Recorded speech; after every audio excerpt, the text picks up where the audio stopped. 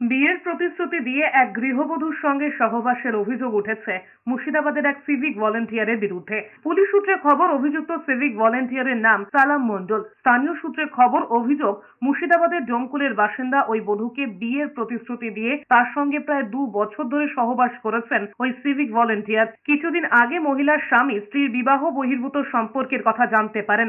জানাজানি হয়ে যাওয়ায় টাকা দিয়ে বিষয়টি মেটানোর চেষ্টা করেছিলেন সিভিক ভলেন্টিয়ার। অভিযোগ, তাতে কাজ না হওয়ায় মহিলাকে প্রাণে মারার হুমকিও দেওয়া হয়েছিল।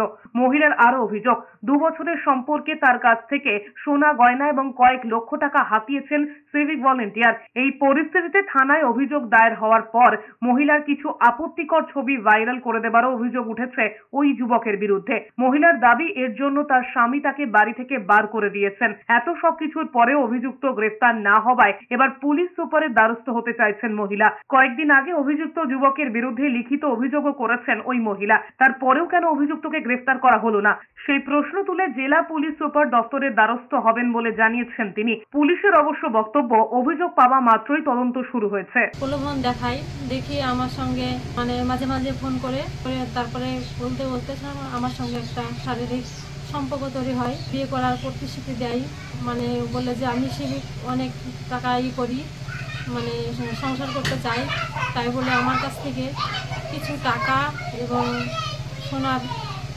মালা, আংটি এবং 90,000 টাকা আমার কাছ থেকে উনি নিয়ে নেয়। আমার বাড়িতে যাতায়াত করে, সম্পর্ক করে, শারীরিক সম্পর্ক করে। ছবি কখন আমার না জানতে আমাকে না বলে ও কীভাবে আমার ছবি ও তুলে নেগেটিভ ছবি তুলে নিয়েছে।